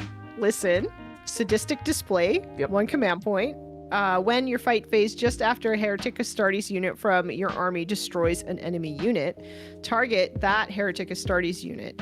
Effect: Each enemy unit within 6 inches of and visible to your unit, excluding monster and vehicle units, must take a battle shock test. Yep. A lot of things have stuff like that. Yeah, it's just there's just so many battle shock tests going on already. Yes. There would be more because I plopped some noise marines in here. Can you still take noise marines in standalone? Nailed it. I don't think so. But anyway. Noise marines. Malicious surge. You can. 1 command point when your charge phase. Target 1 Heretic Astartes infantry unit from your army. Until the end of the phase, your unit is eligible to declare a charge in a turn in which it advanced. Sounds right. It's standard good. fare. It's good. It's not different from what anybody else has had, but it's good. It's there. It's good. Relentless Terror, 1 command point. When your movement phase just after a Heretic Astartes infantry unit from your army falls back, target that Heretic Astartes unit. Effect until the end of the turn, your unit is eligible to shoot and declare a charge in a turn in which it fell. Okay. Okay. Again, we've heard that a few times tonight. Yep. It's not anything like weird or like fancy or unique. No, it makes sense for them to have it. It's just not anything exciting. Right. Horrific Incursion, 1 command point. When your movement phase, target 1 Heretic Astartes unit from your army that arrived from reserves this turn.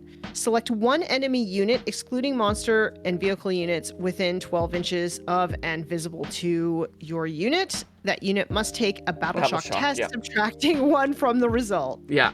All right. So you're trying to do as much battle shock as you can in a round. I get it. I mean, I get it from a fluffy point of view. Right. And it's gonna score high for me. I'm putting it out there right now. This is gonna score pretty high for me. Yeah? Yeah. I really like this actually. You want to play this so that you can beat me? I can't do it to vehicles. That's all you run. Heh. Now I mean I like the whole thing. I get it. Okay. I like 2 years ago. I was like, all right, I'm gonna take noise marines. Because Emperor's Children didn't have their own rules at the time. Well, they had their like thing. Remember the index? Mm-hmm. Didn't have their own anyway. But the whole thing was that they shoot and cause battle shock. Do you think I remember that rule one time? In all the games I played on at GameCon that year, do you think I remembered that rule one fucking time? Did you win any games? Hey. Next detachment. Did you win any hearts? No, though? I did actually. I won a very important one. Also got a pin that said I tried. Who gave you the pin? Michael. Of course he did. Yeah, I was standing in line to buy something. He's like, hey, have any of you, like, not won a game? I'm like, I tied one. He's like, good enough. Take this. I'm like, what do you mean? He's like, you tried, man. You out there giving it a shot. Shout out to Michael Buckthorpe. We love Mike. He is also unhinged. That gives me a 3. So. That's a 3.5. Really? It's a 2 for me. Wow. I disagree. I think that's really good. I think that's got the sauce. I think what I do with that is run a shitload of jump marines. That's it. And noise marines. I like that every list that you ever make is like a meme. Hey, it's like all bikes. No, now all jump. Who has more fun than me?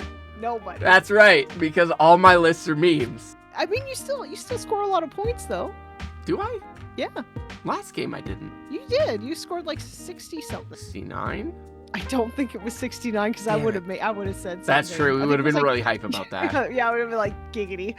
We would have been so excited about that. You would have won the mini game. Yeah, I didn't. I do score more than I used to. I'll give you that. Yeah. Anyway, more jump, I think, is what I need for my armies. So I think I'm going to sell all of this and I'm committing just...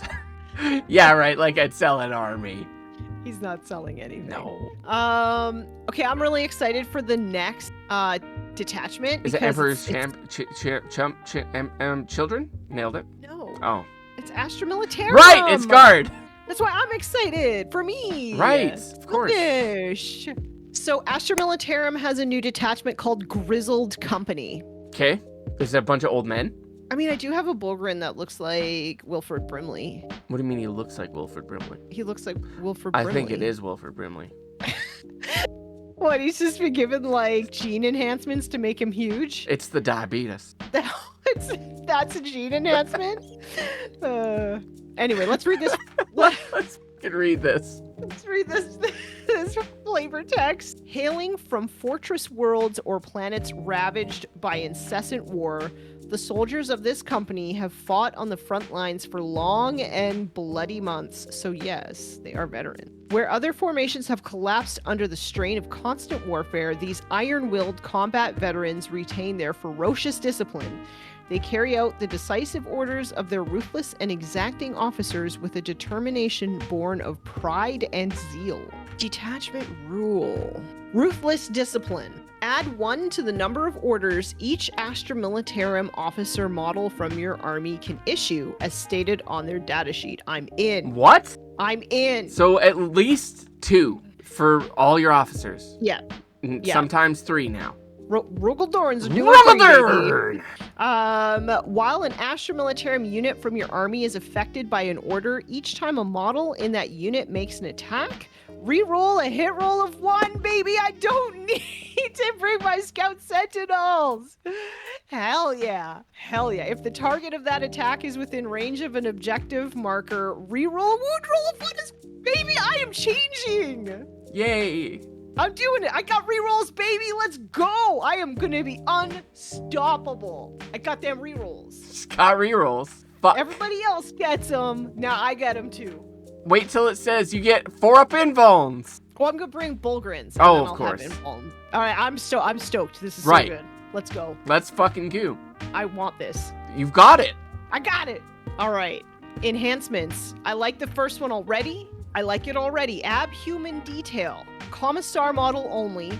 Add the Ogren keyword to the list of units this model can issue orders to. Yes. Duty and honor, baby. We've got some OC.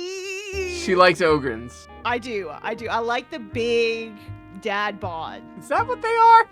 They are. They got the tummy. They got a tummy and like big strong arms. They look like they give really great hugs. What? Nothing. They have like a bazillion attacks. Let's go. And they have riot shields. I think the Commissar can give a fixed bayonet. Do you want my Commissar that has the little power axe and he's like... You gave me a Commissar. Oh, I did. I printed you one. Yeah. I have to fix the hand though. I couldn't get it back on. You broke it. It broke on the flight. How dare Air Canada. I'm excited. This is going to make Ogren so good. So good. Was it her pistol that broke off or the power claw? Pistol, I think. Okay. In the declare battle formation step, the bearer can be attached to an Ogren or Bulgrin squad. I'm so excited. My second favorite unit, baby. Bulgrin, let's go. Aquilon I. Astra Militarum officer model only. Each time you select an order for the bearer to issue, you can select the order below. Target weak spot. Each time a model in this unit makes a ranged attack that targets an enemy unit within 12 inches, improve the armor penetration characteristic of that attack by 1. That's really good on Rogaldorns. Looks like you picked a new detachment. Especially since you're going to be re-rolling hit rolls of 1 already. Yep. And wound rolls of 1 on objective. Mm-hmm. I feel like in editing, you're going to have to just like make my eyes glow red as I'm thinking about all the ways I'm going to murder everybody. Yeah. Yes, excellent. Give me the re-rolls. Wonderful. Extra AP. That's what my Rogaldorn needs. It does. Does it? Yeah, especially the one that has all of the bolters. And it's got all the bolters and all the stubbers on it. It needs AP. Needs. Sure. I'm going to moisturize my hand. Okay, next enhancement. Spec Ops Veteran. Astra Militarum infantry officer model only. Each time you select an order for the bearer to issue, you can select the order below. So you get a bunch of new orders. Potentially. You got to pay for them. Well, sure, but... Move to the shadows. Each time a ranged attack targets this unit, until those attacks are resolved, models in the unit have the stealth ability. Okay. You know, that would actually be good on, like, Kasserkin. Or even, it would probably be pretty good on, like... Ratlings. They already have it. They have stealth. But it would be good on, also, Scions. Because their armor's a little bit better. Okay. I like it. If you like to play a lot of infantry, I could see that being helpful. Right. I don't. You're going to now. I mean, technically, I'm going to bring my Bulgrins out. Yeah, you are. No. Okay. Last enhancement. The Laud Hailer. It's not Loudhailer, it's Laudhailer. Astra Militarum officer model only. Each time you select a unit for this officer model to issue an order to, that unit can be within 12 inches in 6. So it gets louder. Yeah, but it's not Loudhailer, it's Laudhailer. Maybe it's Loudhailer. Maybe. So you're probably never going to take that on a tank. But if you're playing tons of infantry, that's going to be really useful. Well, is it though? Because like you could take the box caster if you're taking a command squad. I guess it depends what you're using for your characters. It's pretty good. Yeah. Those seem okay. They don't really seem super fluffy. I like mean, what about this? You get Ogrins. I know. I'm excited for that. I guess the rerolls, if you're veterans, kind of make sense. Mm-hmm. I'm very excited though because there's a lot of things in here that Guard really struggle with. Right. Also, let's make the commissar useful. Commissars are always useful. I've never been able to play one since I started this faction. Well, in now 8th you edition. can. Now I can. I'm so excited. All right, let's get into these stratagems, shall we? I feel like the stratagems are going to suck though because the enhancements are Nah, they're going to slap. All right, let's see. Snap to it. 1 command point. When start of any phase. Target 1 Astra Militarum officer unit from your army. Your unit's officer model can issue 1 order as if it were your command phase. Oh, so good. So good. So good. Do you know why this is so good? Something about cover or something? I don't know. No, I don't know orders. The reason why this is so good is because you can do your entire turn and then at the start of your opponent's command phase, you can determine where you need to hold an objective and be like duty and honor, extra OC there, and like maintain control over whatever your strategic point is. Because it gives you extra OC and extra leadership. Okay. So good. So good. I'm going to use the crap out of that. Let's see. No retreat. 1 command point when your command phase. Target 1 Astra Militarum unit from your army affected by the duty and honor order. Okay, let's go. If your unit is within range of an objective marker you control, that objective marker remains. It's sticky. So you get sticky. We do. And it's useful, but I hate it. Why? Because every faction has sticky. Right. I don't think it's something that Guard necessarily needs. But now you have it. And I don't think it's something that makes sense for Guard. Am I going to use it? Yes. Of course you are. I'm going to use it, but do I think it makes sense? No, I don't think it. You have no opinion? I've got no opinion. Okay, anyway. Everything gets sticky. It used to just be like called OBSEC and everything had it back in the day. Like objective secured was just a rule that things had, like everything had it.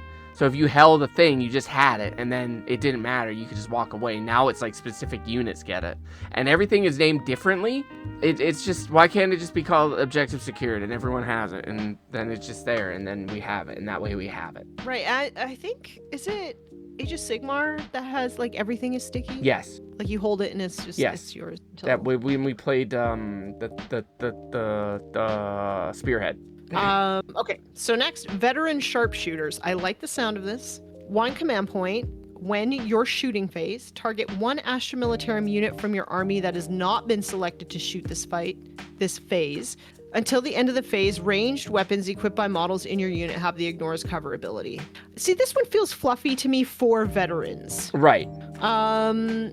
I'll probably end up using it. Yeah. Yeah. Yep. I like also that it's not like limited to a certain type of unit. Like it's not infantry. Right. I can use this on tanks. Right. Right. And I will. Of course, because that's what you play. But I'm still gonna take a Hellhound because it's like my favorite tank. I'm sorry, a what? Heckhound. My Heckhound. Jesus fucking Christ. Fucking dropping swears like that. I know, it's a family-friendly show. It is. Yeah, it's so fucking family-friendly around here. I'll thank you to watch your P's and Q's. You're gonna put so many bleeps in there and so many coins in the swear jar. Yeah. Mm-hmm. What are you gonna do? Nothing. Right. I'll add to it. Okay. I guess. Anyway, next. Purging Fire. 1 command point. Your shooting phase. Target 1 Astra Militarum unit from your army affected by an order that has not been selected to shoot this phase. If your unit is within range of an objective marker, You don't have to control it. Until the end of the phase, ranged weapons equipped by models in your unit have lethal hits. Baby, let's go! Yes! These tanks are like always on objective. Let's go. You're so excited about this. I am so excited because like hitting stuff is hard. And then I gotta wound stuff. Yeah. And that's also hard. Yes. And so getting lethal hits is just, I love it. I love it. And like lethal hits with that one Rogel Dorn that has a bazillion shots on it. Right. That just means you have to roll less dice. Right. Theoretically. I'm in. Next, Mordian Minute. Interesting. 1 command point. When your shooting phase, target 1 Astra Militarum infantry unit from your army affected by the first rank fire, second rank fire order. Until the end of the phase, each time a model in your unit makes an attack, improve the strength characteristic of that attack by 1. Strength 4 las guns. That's something. It is certainly something. It's still no AP. It's something though. But doesn't first rank 3... fire, second rank fire let you shoot twice? It makes them have, so it's rapid fire weapons get an extra attack. So las guns will be like 2 or 3 shots. It's still hitting on 4s, but then you're re-rolling 1s, and then strength 4 with this for 1 CP. Is it worth it? I don't know. If you maybe on not Casterkin, with the amount of tanks you take, it's not. If you had like a bunch of Cadians out there, maybe. I think if you had a lot of Casterkin, this would make sense. I think also if you had Scions, a lot of those, it would make sense. I just feel like with the way that I play and I like tons of tanks, I'm probably not going to spend a command point on that. Yeah. It's good to have. I don't understand it from a fluff point of view. Like, how can you make the strength of your lasgun more? Fresh battery. Like, I can understand extra AP on it. How? Like, because you're taking a better shot. You know where the weak spot in the armor is or something. Okay. But, like, the extra strength from a fluff point of view doesn't make sense to me. That's fair. All right, last stratagem. Additional armor, 1 command point. When your shooting phase just after an enemy unit has... Oh, your opponent's shooting phase just after an enemy unit has selected its targets. Target 1 Astra Militarum unit from your army that was selected as the target of 1 or more of the attacking unit's attacks. Until the end of the phase, each time an attack targets... Okay, so it's Armor of Contempt. Oh, you got Armor of Contempt. Sick. I got Armor of Contempt. We got Armor of Contempt. It's additional armor. How many of these have had an Armor of Contempt in them? Everything except the Chaos and Eldari? No, the Eldari had one too, didn't it? This is the one for sure. It's good stuff. Good stuff. Good stuff. It's great stuff. I like it. I'm gonna use this detachment. Right. I know you are. Because for me, this looks really fun. The moment you were like, I can give Bulgrin's orders, I'm like, okay, well, she's using this. Also, like, standard rerolls that I don't have to use a Scout Sentinel for. Right. I'm very excited about it. Right. I think for my playstyle, this makes a lot of sense. Although I won't be able to move across the board. I'll be giving up a lot of the movement shenanigans that I have currently. But I might be able to kill stuff. You do a really good job killing things. Sometimes. My things die pretty easily, pretty often. I mean, maybe. What do you mean, maybe? Hey, everyone, check out the archive stream from Saturday, November 20-something on YouTube, and then tell me if it's maybe. But I mean, I play other people too. On YouTube, check it out. Link in the description below. So I'm gonna give this detachment a 3 out of 4. Wow. The only reason it's not getting a 4 out of 4 is because a lot of the stuff in it doesn't make sense from a fluffy point of view. I don't see a lot of fluff at all. I'm gonna give it a... re-rolling hit rolls and wound rolls of 1, I think, for veterans makes sense. I'm gonna give it a 2. I think that's fair. But now it's time for the last one. It's one I'm most excited about, maybe. Maybe? Maybe, it depends. It depends. There's an Emperor's Children detachment. Empy's kids. It's your boy. It's my boy, Fulgrim. One of my boys. You can't count Fabius Bile anymore. He's kind of fucked off. He left. He's got his own thing going on. He's trying to clone the Emperor. He's a got weirdo. Better things to do. I thought you said he's a nice guy. What? I did. What do you mean? So Emperor's Children have a new detachment called Court of the Phoenician. Yeah, it's Fulgrim. He's the Phoenician. He's a good boy. He's not a snake monster. Is he? Is he a good He's a good boy. All right, well, let's read this flavor text, shall we? We shall. Well, you shall.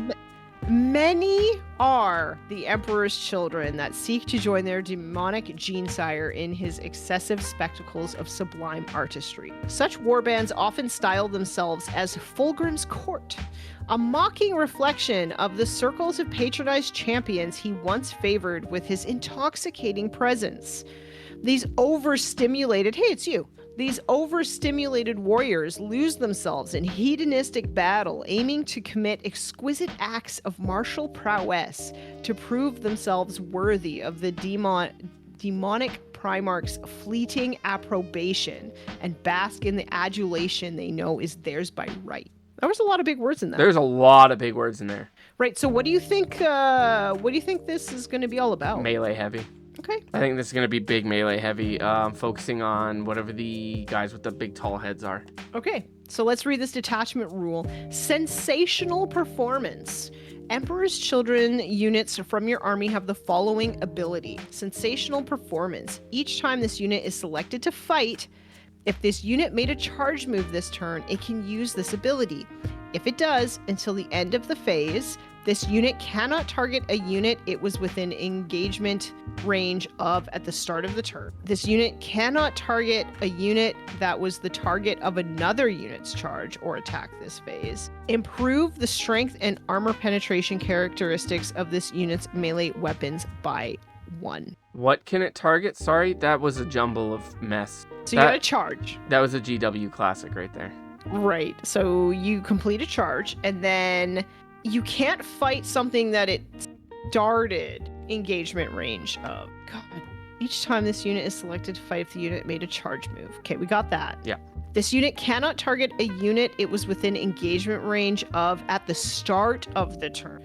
Oh, okay. So you can if you chart, well then, yeah, because you can't fall back essentially and then get, because they probably have a way to fall back and charge. I don't know anything. Maybe. I mean, I don't recall, and I haven't actually played the new Emperor's Children.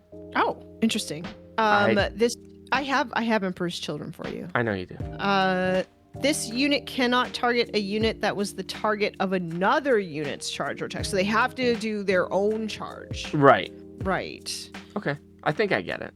Mm-hmm. And then you can improve the strength and AP by 1. I'm into that. This sounds like I could run bikes or they don't have bikes. I could run jump packs. You could. They don't have jump packs anymore. There's another part of this. Master of the Pageant. Once per battle round, when you target a Fulgrim unit from your army with the Sinuous Breach or Prideful Superiority stratagem, you can reduce the CP cost of that use of that stratagem by 1. Convenient. I have a Fulgrim over here that isn't. Enhancements. What? Just because it's called Pageant, I feel like maybe I need to make hard shift my. Well, they're already wearing pink though. I was just thinking maybe I make like a Honey Boo Boo Fulgrim, and she can eat some butter scatty. Just get him hyped up on pixie sticks. I need that pixie sticks and butter scatty, mama. Is she still relevant? Probably not. I don't know. Anyways, we got some sick pageant. Fulgrim's Tutu. Tears of the Phoenix. Emperor's Children model only. Each time a model in the bearer's unit makes a melee attack, you can ignore any or all modifiers to the attack's weapon skill characteristic and any or all modifiers to the hit roll and wound roll. Okay. It's fluffy. Yeah. And there are some matchups that's going to be awesome. But there's some matchups where nobody's going to give a shit. I don't mind it. It's one of those things that I've never found because I've got some stuff that does it in other lists that I've never been like, oh, this matters right now. So it's one of those things I probably would never take it again unless it's dirt cheap and I have points left over. Yeah, like you playing into Death Guard, it's probably pretty good. Probably never gonna play into Death Guard. Thank you, boys. Waiting. No, never mind. Gavin was thinking about starting Death Guard, and I don't think he did though. All right, next enhancement. Exalted Patron. Lord Exultant. Add 1 inch to the move characteristic of the bearer. In the declare battle formation step, the bearer can be attached to a Flawless Blades unit. Okay. I don't know what they do anymore. Flawless Blades, those are ones with the tall heads. Right. So. Cool. So neither of us know what that does. Awesome. Yeah, it seems about right. That just seems so underwhelming. Oh, interesting. He can be. What? Sorry, is a Lord Exultant? Mm-hmm. can be attached to the sword guys. He gives them lethal hits. Once per battle. Add 3 to the attacks characteristic of melee weapons equipped by this model. So that doesn't affect it. But he can give infiltrator and scouts to battle line units too. Are those things battle line? They are not. Okay. So that doesn't affect those. Never mind. But he gets some lethal hits being attached to the fancy tall heads. All right. Do you want me to go over the next one again? Yeah, sorry. I was in my own little fancy man world being a fancy. Soulstain made manifest. Emperor's Children model only. At the start of the fight phase, you can select one enemy unit within engagement range of the bearer. That unit must take a battle shock test, subtracting 1 from the result. Okay. It makes sense for Emperor's Children. It's just kind of underwhelming. Yep. Yeah, it's a fluffy thing, but it's like, meh. Next. Spirit Sliver, Emperor's Children Demon Prince model only. Add 1 to the strength and attack characteristic of the bearer's melee weapons. I feel like that's got to be good. Strength and attack, you said? Demon Prince? Mm-hmm. It's either strength 7 or strength 9. Okay, so it's gonna be easier for him to pop transports. And then its damage goes from 3 to 4 or 1 to 2. It's strength and attacks. Oh, strength and attacks. Then it's 6 and 15. Sorry, 7 and 15. I mean, that seems pretty good. I don't hate it. It seems pretty good. If you've got the points left over, why not? Yeah. Okay, so let's read these. I mean, I feel like these are kind of meh, so maybe the stratagems are awesome. We can only hope. Okay. Contemptuous Disregard, 1 command point. When your opponent's shooting phase or the fight phase, target 1 Emperor's Children unit from your army. Until the end of the phase, each time an attack targets your unit, if the strength characteristic of the attack is greater than the toughness characteristic, you subtract 1 from the wound roll. That's good. I don't know how that makes sense for this, but they're doing so much fancy sword work, they parry the blow. oh, so it's like it just grazes them. Sure. It hits them, but not that hard. Harder. It tickles. If they don't get a feel no pain thing, I'm gonna be very upset. Okay, so let's read the next one. Prideful Superiority, 2 command points. This better be good. It's not gonna be. When fight phase, target 1 Emperor's Children unit from your army that has not been selected to fight this phase. Until the end of the phase, each time a model in your unit makes an attack that targets a character unit, you can re-roll the hit roll and you can re-roll the wound roll. I like it. I think it's expensive because it's got the character stipulation on it. Right. But it is full hit rolls and full wound rolls. For 2? For 2. Eh. Oh. If it was like if it targets like a monster character or vehicle, I could see it being like 2. If I'm like hard up to get assassination, I might run that. But yes. I don't know. I don't see me using that regularly, personally. No. I mean, I like it. It makes sense for Emperor's Children, right? Because they always want to like prove themselves with like worthy opponents or whatever. Mm-hmm. But yeah, that stipulation of it being a character and then it costing 2 command points. I'm not sure I understand that. Yeah. Anyway, next one. Sinuous Breach, 1 command point. When your movement phase or your charge phase, target 1 Emperor's Children demon unit from your army that has not been selected to move or charge this phase. Until the end of the phase, each time your unit makes a normal advance or charge move, it can move horizontally through terrain features. Get those demon princes through shit. No, get Fulgrim through shit. Oh, Fulgrim! He's a demon! So big! Yeah. Okay, I forgot Fulgrim's a demon. You're gonna use this every phase. Yeah, absolutely. Fulgrim's just gonna run straight across the board. You're gonna use this in like movement, then you're gonna use this in charge on. That is going to maybe make him useful. It just sucks that you gotta pay. Oh, did it say that was the one that he could do for free? Yes, he can do it for free. Okay. This might make Fulgrim useful. Yeah. Because his base is gigantic. Oh, I know. I got it fucking sitting right over here. Fulgrim, come out to play, sir. Hey, I don't know. He's somewhere. He's having a little nap. It's fine. He's having a little nap like at everybody's house. He's a sleepy little guy. He's not really been useful, but well, he's unpainted. So you can't use him then. Right. So anyway, cool. That's pretty neat. Right. Forgot he was a demon now. And then he can use Prideful Superiority for 1. Is that the character one? Okay. Okay, so if I'm comboing crashing through walls for free and doing that for one, okay. It feels like I'm putting a lot into Fulgrim. Like I'm relying on him.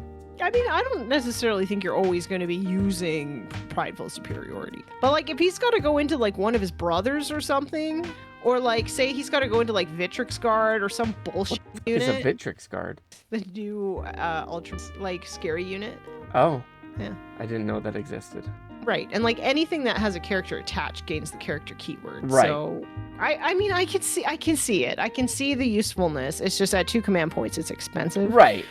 Whereas one is better. So okay, let's see the next one. Close quarters excruciation. 1 command point. When your shooting phase, target 1 Emperor's Children unit from your army that has not been selected to shoot this phase. Until the end of the phase, each time an Emperor's Children model in your unit makes an attack that targets an eligible unit within 12 inches, improve the strength and armor penetration characteristics of that attack by 1. So when you shoot something within 12 inches, you get +1 strength and +1 AP. Thank you. You're welcome. It's good. Again, I don't plan on doing a lot of shooting, but with, basic bitch bolt guns, I can't complain about that. Right. And if you're drowning in CP or whatever, or you just really need to clear dinky stuff right. off of objectives or whatever, like it's okay. Yeah. Is it fluffy? I think the AP part is fluffy. Again, I don't know how you make a strength of a gun more and make that fluffy unless it's like they loaded it up with cum rounds. Arbor. What? Cum rounds? Anyway, moving on. We're just gonna gloss over that. Yes, we are. Because they're Emperor's Children. It's their whole thing. Euphoric Inspiration, 1 command point. When your charge phase, target 1 Emperor's Children demon unit from your army. Until the end of the phase, you can reroll charge rolls for friendly Emperor's Children units within 6 inches of your unit. So you surround everything against around Fulgrim? Or Demon Princess? Yeah. If you want to like reroll charge rolls with everything. Like if you just want a full send, that's pretty good. That's kind of how I play. I think this list is really up my alley. You don't full send against me. I full send pretty hard. No. I think I do. You don't. I'm going to. Okay. Yeah, is that a promise? Yeah. No, it's a threat. Oh, it's a threat. Yeah. All right. Yeah. All right. Well, now that you've told me your plan, I'm just gonna like not move out on turn 1. Then I'll win the game. I'm gonna jail you. All right. Yeah, I'm gonna Black Templar jail you, or I'll bring Policemans. Yeah, I'm gonna bring the Policemans, and you can't get through their 4-up riot shields. I cannot get through those riot shields. I do like the reroll though. I do feel like that makes sense for Emperor's Children. Yeah. They're fast. They're sinewy. They are fast and sinewy. Our last stratagem is called Catalytic Stimulus. Mm-hmm. Oh, fuck. Oh, it's a good catalytic stimulus.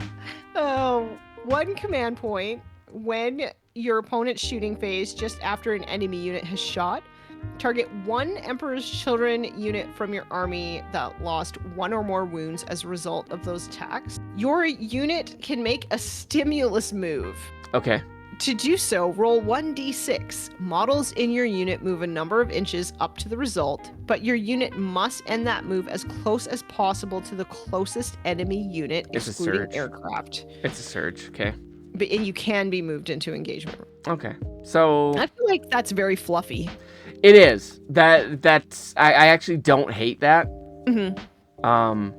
I do also like the stipulation that your opponent has to have killed something out of it. No, like they don't have to kill it. They take a wound. No. Oh. It's just you could take 1 wound and move a full squad in, and then you're fighting. Right, but like if you do nothing to the unit, it's not like it's gonna come at you anyway, you know? Right. Yeah. Carnifexes have a surge move like that. I think it makes sense. Yeah. No, I think to have that. I'm gonna do it.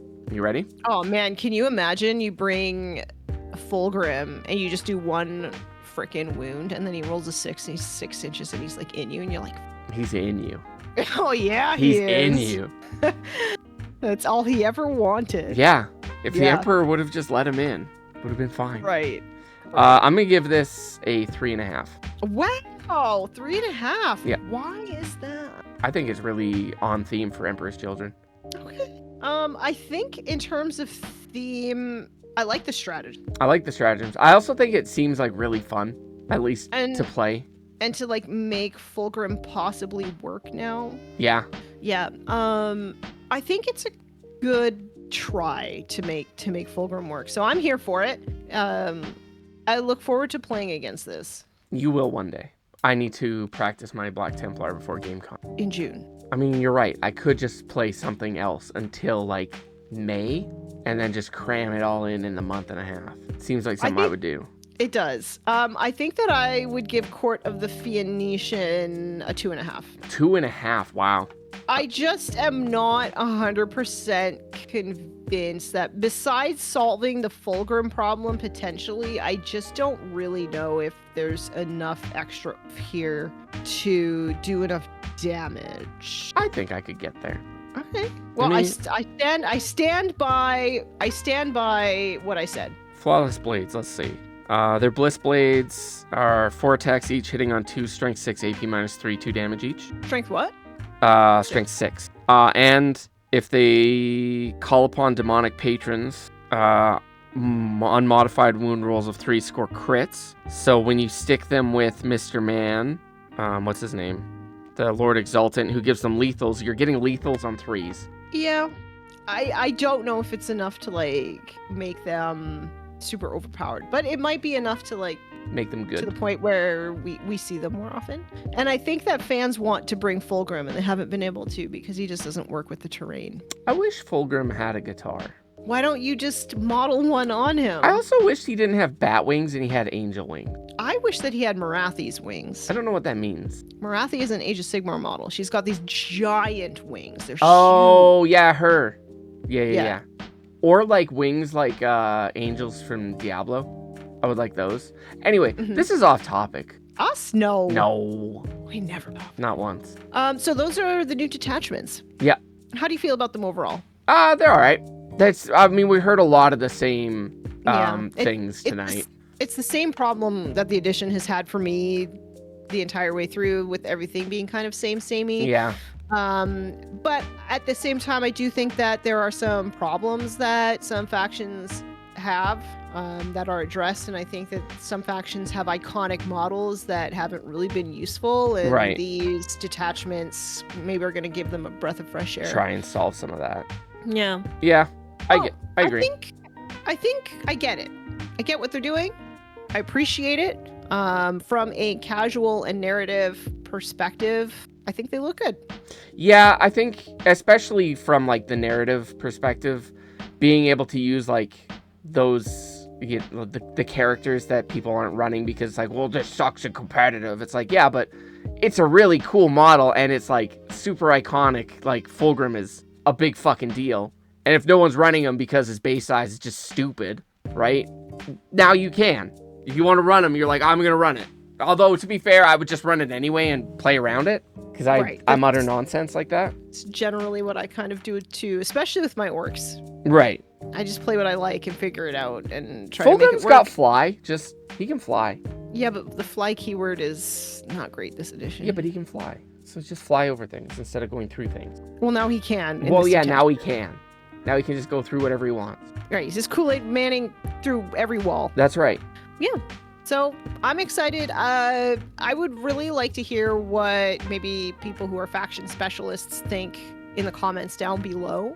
And if people like more of this style of kind of two talking heads going over rules from a more casual kind of perspective, let us know in the comments as well. Yes. We're kind of looking at more ways to make content that's a little bit different than what's out there. That's so fun.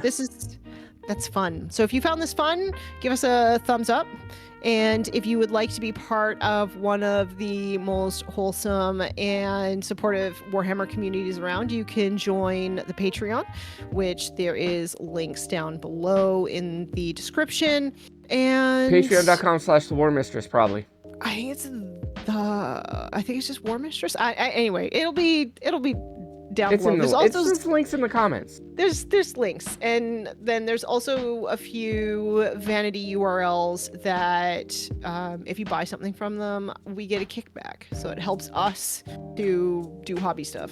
I love doing hobby stuff. we love to do hobby stuff too, but we're also not made of money. So Not by yet. buying stuff through our affiliate links, you help us get discounts as well. Love a good discount. We love a good discount. Love a good around here. discount here. I'm like my dad. He loves discounts. Sorry, that's deep lore. That's deep lore. Right. I'm letting you guys in. Deep Nathan lore. Deep Nathan lore. Nathan, where can people find you? I'm all over the internet. You can check me out on YouTube under either Assassin Nathan or Nathan Paints Minis or about a dozen other YouTube projects, or Instagram under The Assassin Nathan or Nathan Paints Minis. There's periods in there somewhere. You'll figure it out. I've got a very recognizable face. There's links in the description below. Also Twitch. We stream every Saturday. Most Saturdays. Not every Saturday. Most Saturdays. You stream on Twitch. Yeah, twitch.tv/the_assassinathan, I think. Maybe it's all one word. Who knows? Links are in the description, probably. Probably. I'm going to end up putting them there. Probably. And then you can also listen to me on Forge the Narrative. You can find us at forgethenarrative.net.